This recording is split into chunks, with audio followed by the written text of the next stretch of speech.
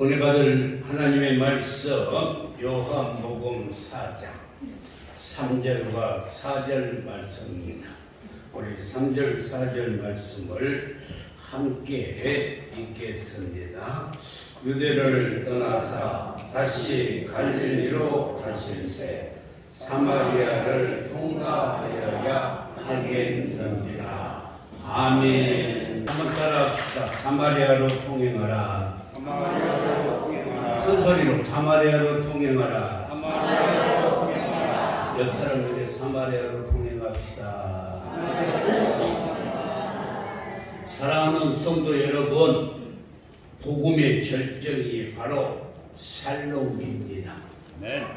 그래서 사도 바울은 성령 안에서 의와 평강과 희락이라고 말씀을 했어요.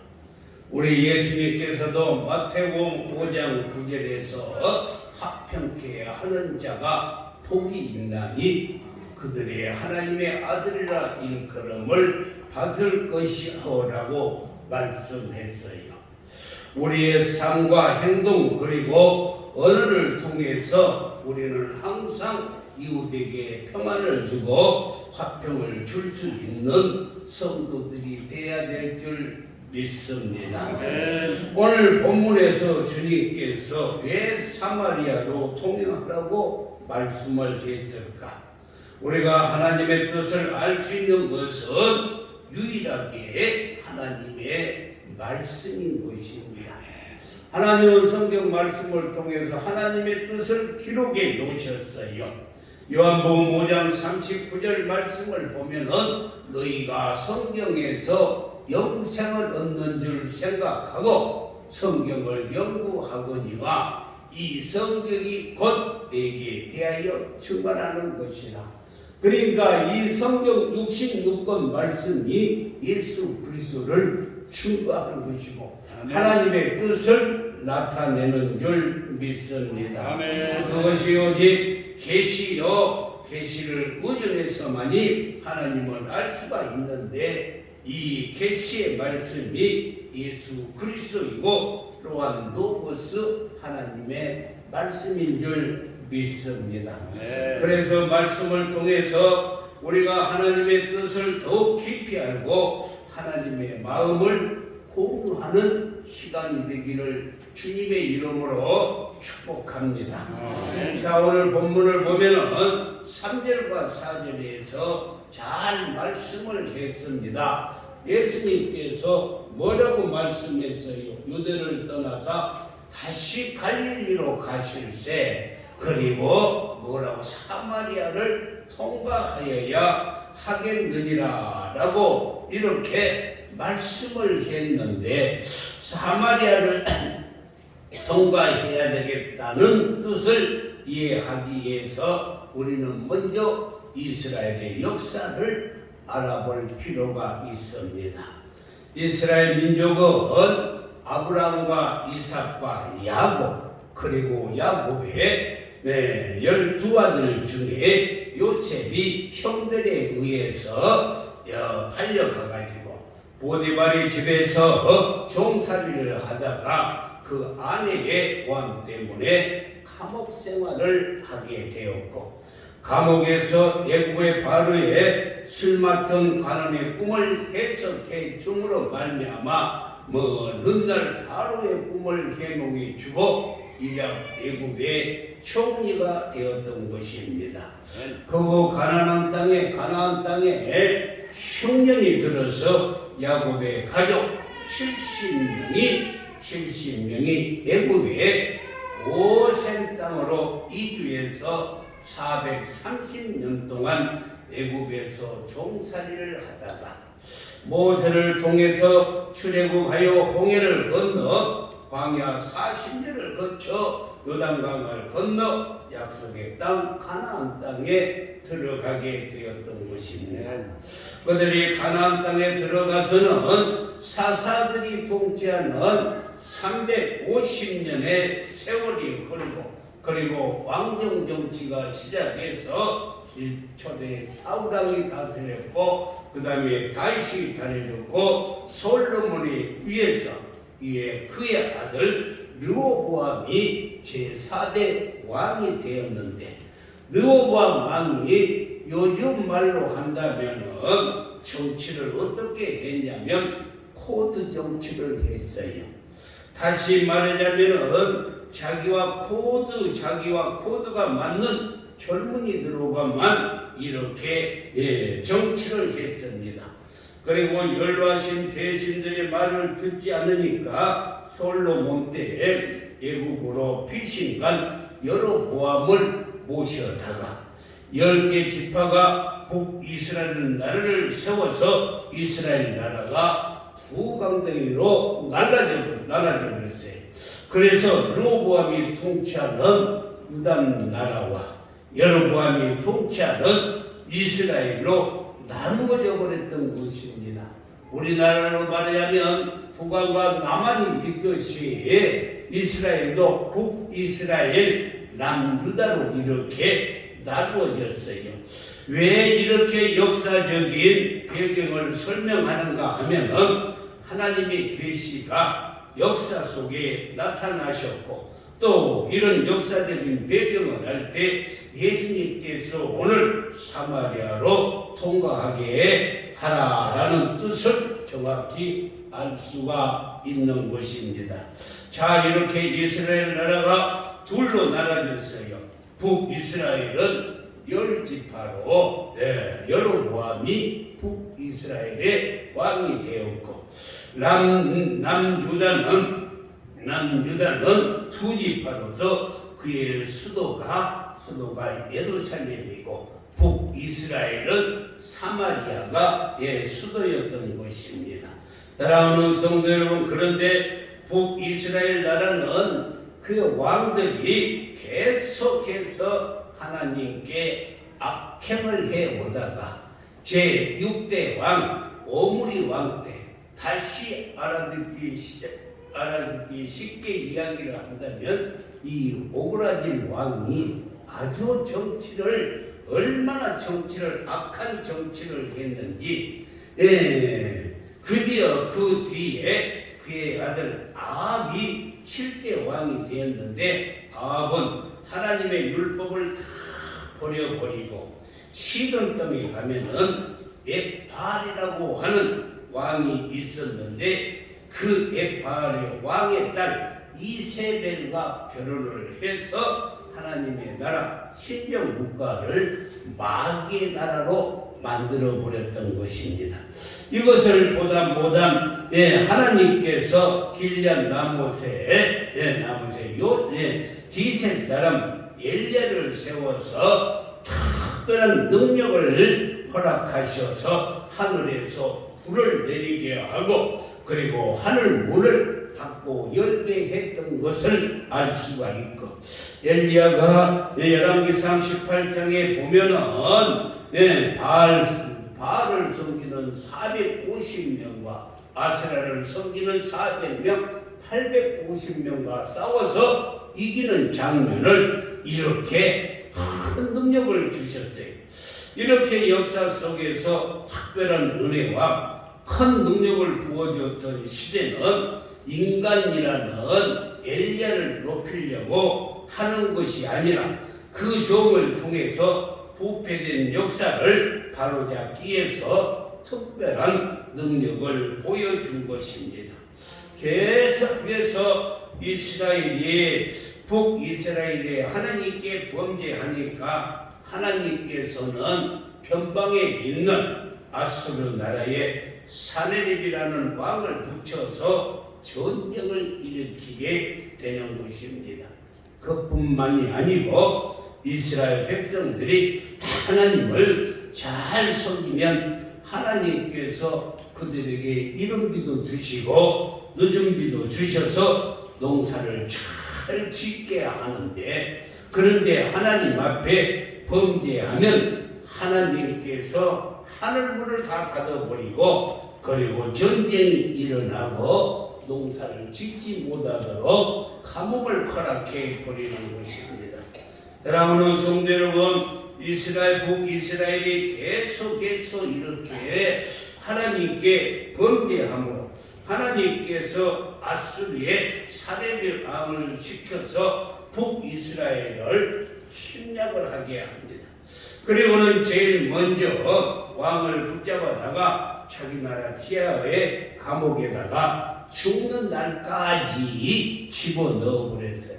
그리고 북이스라엘에 쓸만한 청년, 장년들, 남자들은 모조리 다 잡아다가 아수르 나라의 할라와 고산으로 보내서 평생 그들을 노예로 삼아버렸던 것입니다. 그러니까 북이스라엘에는 왕도 없고 젊고 쓸만한 남자도 하나도 없고 남은 사람이라고는 노약자요 여자와 어린아이들밖에 없었어요.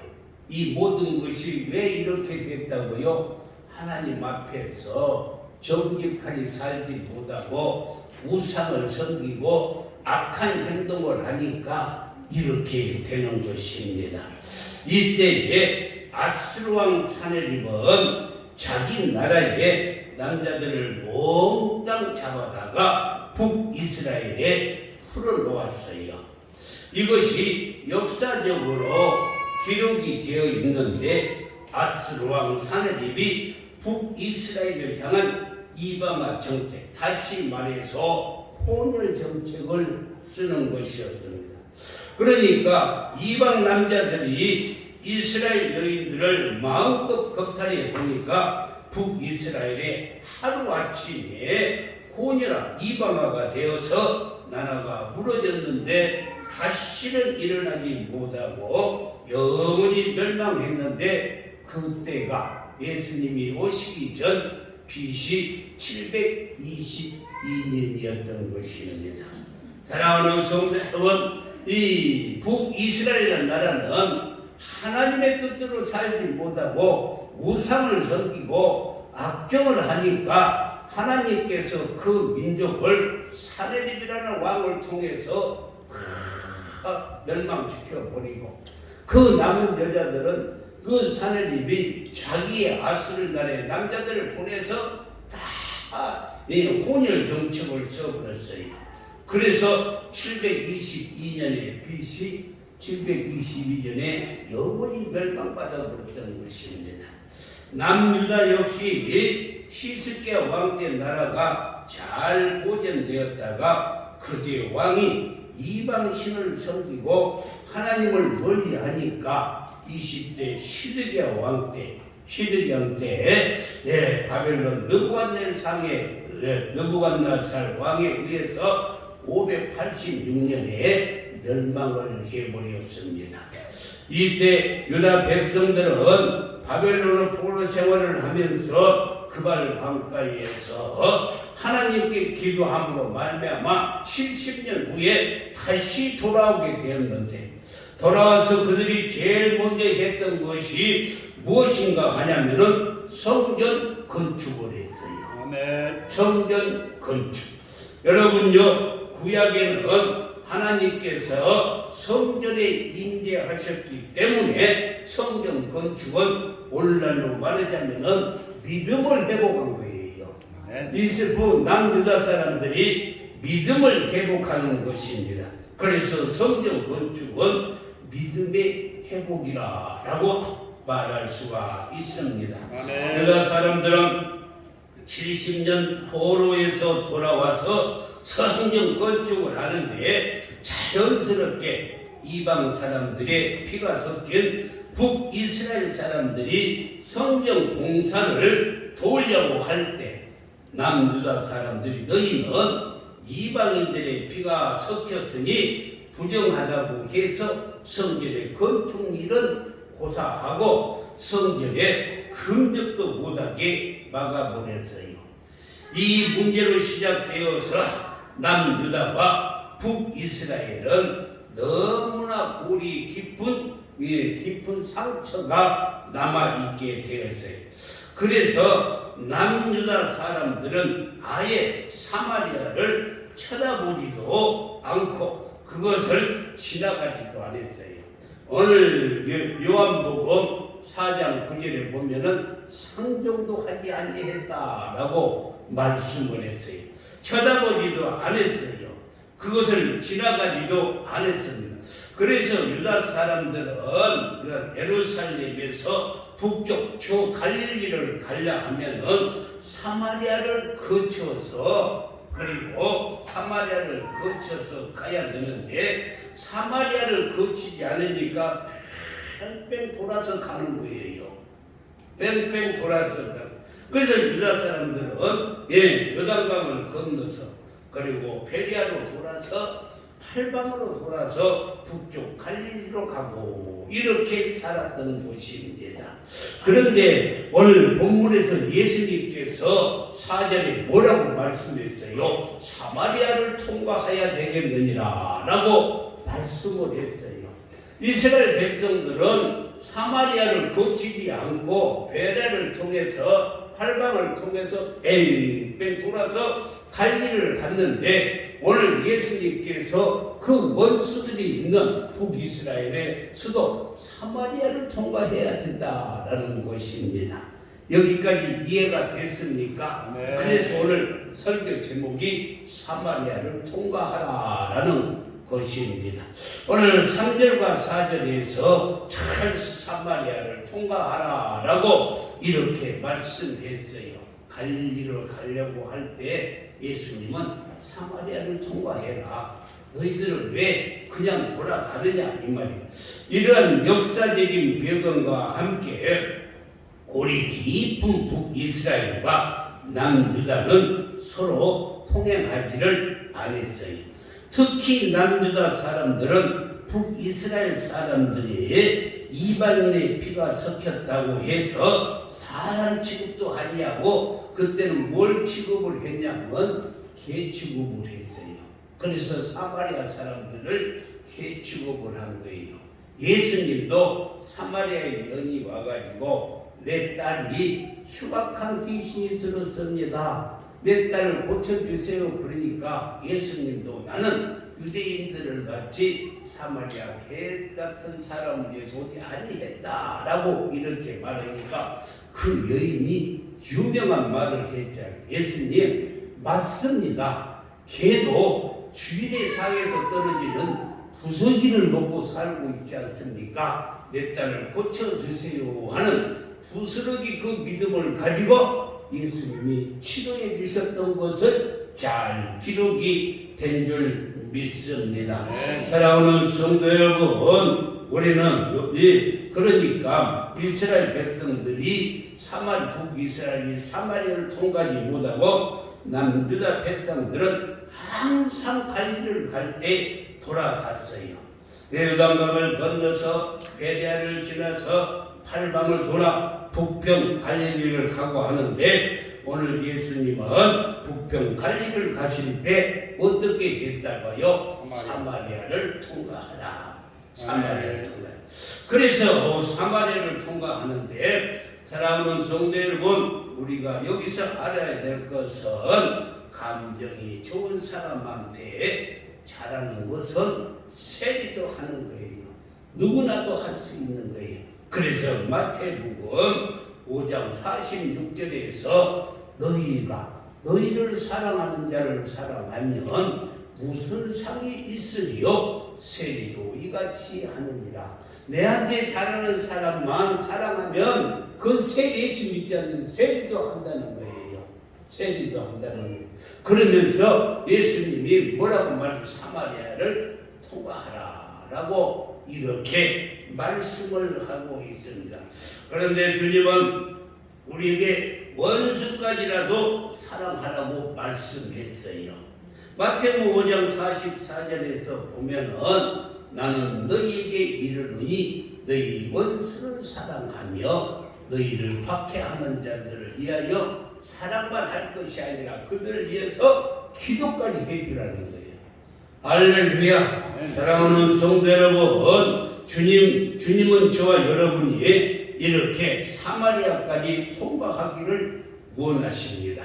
여러분 이 정도 하면은 사마리아가 이제 뭔지 알겠죠? 사마리아는 오늘 우리 한국의 사마리아는 북한 김정은이가 사마리아이고, 이렇게도 이해가 안 된다면 더 이상 말할 수가 없어요. 역사적으로 볼보는 일본이 우리의 사마리아인이었던 것입니다. 또 개인적인 사마리아가 있을 거예요.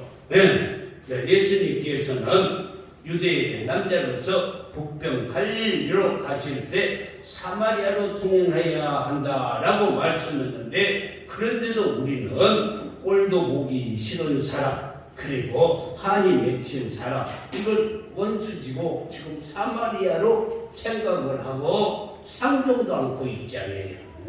사랑하는 성도 여러분, 그래서 우리는 정말로 예수 믿는 성도로서 사마리아를 통과해야 될 줄 믿습니다. 근데 아멘은 하는데 그게 쉽지는 않아요. 원수를 어떻게 그냥 하루아침에 사랑할 수가 있겠어요? 아멘은 하는데 쉽지는 않아요. 그래서 그런데 미운 사람, 보기 싫은 사람, 꼴도 보기 사람들도 있는데, 우리는 그 사람도 예수님께서 사랑하고 기도해 주라고 말씀했어요. 그러니까 여러분의 사마리아인은 누구야? 십자가 붙은 사람이 사마리아인이야? 십자가 붙은 사람? 아직도 모르는 사람이 있어요. 시어머니, 또 시아버지, 또 누구? 시동생, 시누이가 사마리아인입니까? 여러분요, 그도 사랑하고 기도해 주라는 것입니다. 기도해 주라는 거예요. 할렐루야, 할렐루야. 기도해 주시기를 주님의 이름으로 축원합니다. 어떤 사람은요, 직장 상사가 사마리아인이 있어. 얼마나 괴롭히는지 그냥 직장 상사가 사마리아인. 또 어떤 사람은요, 남편이 사마리아인이네. 남편. 어떤 사람은 아내가 사마리아인이네. 그런데 그를 사랑하지 주라는 거예요. 그리고 그를 위해서 기도해 주라는 거예요. 예수님이 오늘 사마리아를 통행하라라고 하는 말은 원수 같은 배기 싫은 사람도 사랑하고 그리고 그를 위해서 기도해 주라는 거예요. 아멘. 아멘. 기도해 주시기를 주님의 이름으로 축원합니다. 아멘. 야곱이 형 에서를 만났을 때 얼마나 두려웠습니까? 지난날에 자기의 잘못이 있기 때문에 야곱강에서 하나님과 씨름하고 기도해서 그리고 나서 형 에서를 만났어요. 그리고 나서 그가 형 에서에게 하는 말이 창세기 33장 10절에서 보니까 내가 형님의 얼굴을 배운 즉 하나님의 얼굴을 배운 것 같사오며 형님도 나를 기뻐하시느니라.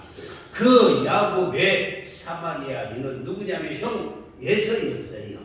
그런데 그가 형님의 얼굴을 보니까 하나님의 얼굴을 보는 것 같다라고 이렇게 아부를 떨었더니만, 여러분요, 아부도 남편한테 아부도 잘 좀 떨어봐요. 아부를 떨었더니만 형님도 기뻐했다 하고 그 사마리아를 통과한 줄 믿습니다. 사랑하는 성도 여러분, 많은 사람이 내게 잘하고 내 감정이 좋은 사람에게만 다 잘해요. 그런데 감정이 나쁜 사람, 꼴도 보기 싫은 사람, 가치관이 다른 사람은 다 사마리아인이라고 할 수 있는데, 이런 사람까지도 우리는 사랑해야 된다는 것입니다. 어떤 가정은 남편과 아내가 사마리아인 같이 살아요. 오늘 이 시간 사마리아를 통과하시기를 주님의 이름으로 축원합니다. 그래서 가정이 부부가 화목해지기를 주님의 이름으로 축원합니다. 그러기 위해서 우리가 성령 받고 성령으로 하나 되어야지. 믿으시면 아니요. 이것이 바로 복음의 능력입니다. 여러분, 복음의 결정이 바로 샬롬이에요. 샬롬. 여러분, 바로 앞에 이 사마리아를 두고 그것을 피해서 요단강을 건너 베레아를 지나서 팔방을 돌아다니면서 어떻게 피해 다니면서 교제를 이루고 어떻게 화목을 이루고 화평하며 살롱을 이루며 살겠어요. 진정 원수를 사랑하고 우리가 사마리아를 통행할 때 바로 그 자리가 화목해지고 살림이 있고 거기에 하나님의 임재가 나타나는 줄 믿습니다. 복음성가에도 보면은 좋은 가사가 있더라고요. 내가 먼저 손 내밀지 못하고 내 손 밀 때까지 기다려야 내게 저 사람이 손을 밀 때까지 기다려야지. 제발 그러지 말고 내가 먼저 가서 손을 내밀어요.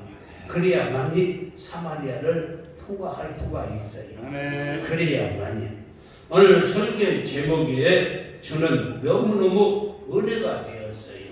이 말은 원수를 용서하라 그리고 사랑하라 하는 말이에요. 그런데 우리가 원수를 사랑하는 것이 쉽지 않기 때문에 늘 기도해야 될 줄 믿습니다. 원수는 원수를 낳는 거예요. 그렇기 때문에 내가 그것을 풀어버려야 됩니다. 중국에 보면은 소림사가 있어요. 뭐가 있어요? 소림사는 무술을 가르치는 것이 소림사예요. 중국의 역사를 보면은 반란이 일어나면은 그 왕족들은 다 죽이잖아요. 우리나라도 마찬가지 다 죽이잖아요. 그러면은요 그 유모가 그 애들을 품고 나와서 피해와가지고 그 얘기 가르쳐 주는 거예요. 아버지 왕은 어떻게 해서 이렇게 피살되고 어떻게 죽었다. 그리고 소림사로 보내.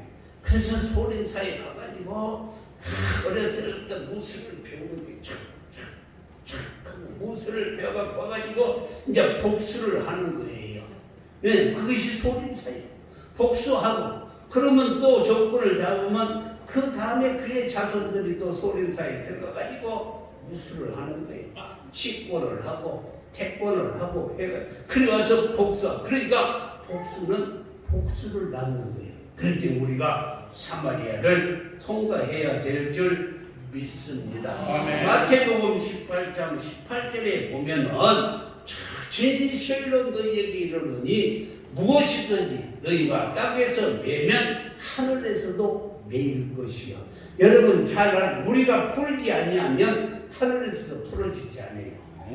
왜? 내가 풀리기 위해서 우리가 풀어야 돼요. 믿으시면 아멘. 무엇이든지 땅에서 풀면 하늘에서도 풀리리라. 우리가 풀면은 하나님도 풀어주셔요. 할렐루야. 믿으시면 아멘. 여러분 지금 누구에게 매여 있어요?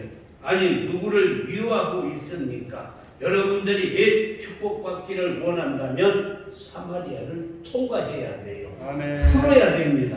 만나서 화해해야 됩니다. 예수님을 보세요. 자신을 배신하고 고기를 잡으러 간 베드로가 밤새도록 고기를 위해 그물을 던졌는데 고기 한 마리도 못 잡았어요. 그리고 실망하고 있을 때 예수님이 나타나셔서 뭐라고 말씀했을까? 나 같으면 이렇게 했을 것 같아. 아니 나뿐만이 아니라 여러분들도 다 그랬을 것 같아.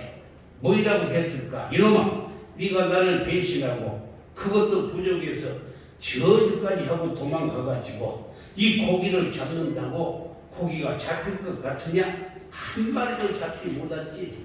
내 기분이 상쾌통쾌하다 이놈아. 이랬을 때 여러분들도 그럴 거예요.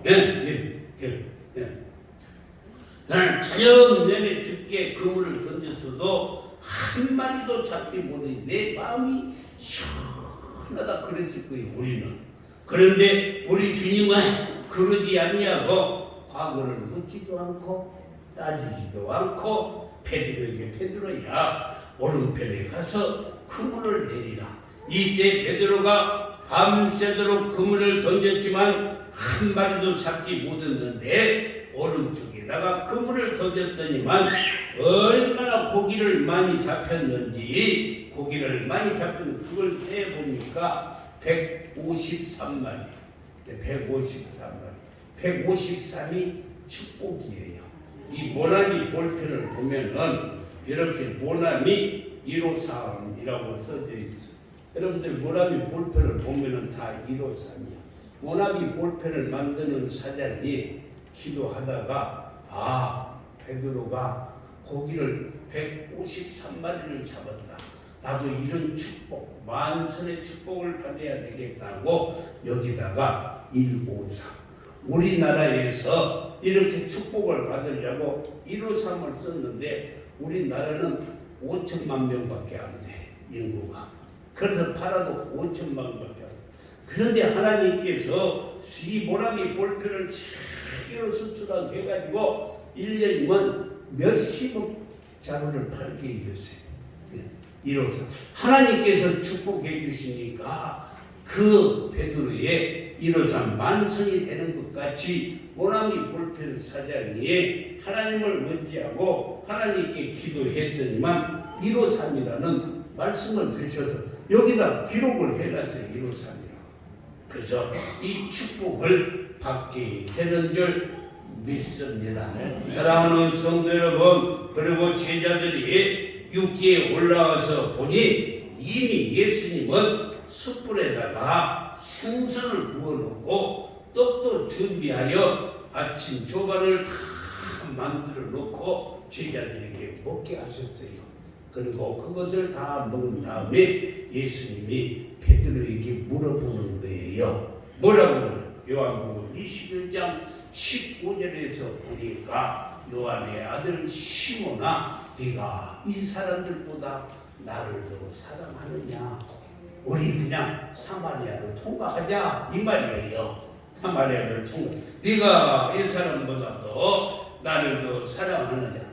여러분, 용서할 때는 이렇게 조건 없이 무조건 하는 거예요. 아멘 좀 해요. 네. 조건 없이 따지지 말고 무조건 사마리아를 통과하시기를 주님의 이름으로 축원합니다. 어떤 사람은 남편을 사랑하십니까? 아내를 사랑하십니까? 하고 물으면은요, 그냥 죽지 못해서 같이 삽니다. 그래요.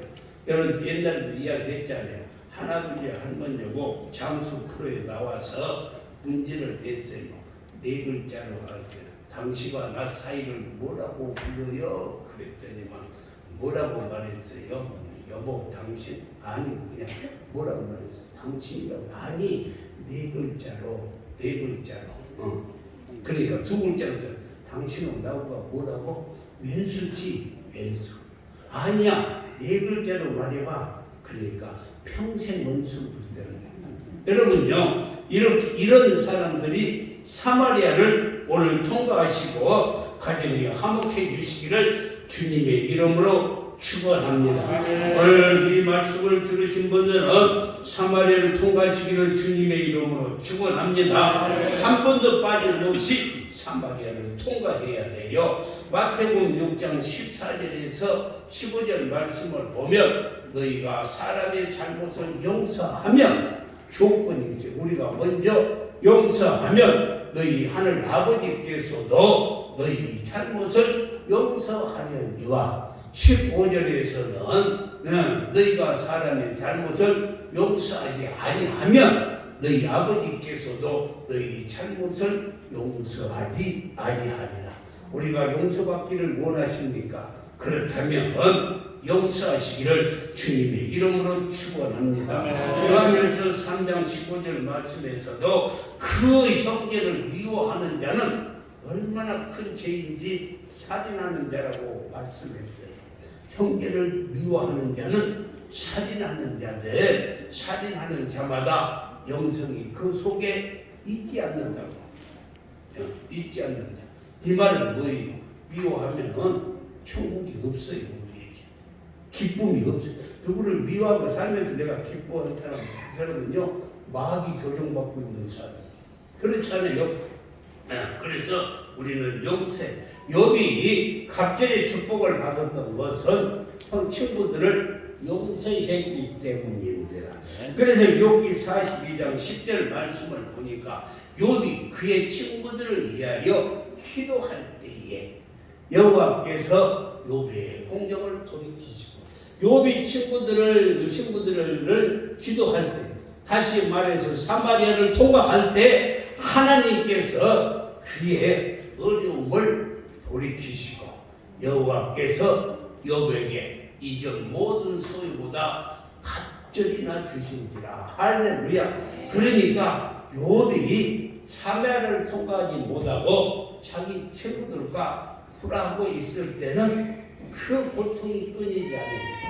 그런데 욥이 그들을 용서하고 기도해 주었더니만 하나님께서 그에게 갑절의 축복을 허락하여 주신 줄 믿습니다. 결론입니다. 사마리아를 통과하면 갑절의 축복을 받습니다. 몇 사람과 사마리아를 통과하면 갑절의 축복을 받습니다. 시작. 아는 사람이 있어요. 아는 사람이. 다시 시작. 사마리아를 통과하면 갑절의 축복을 받습니다. 기도하겠습니다.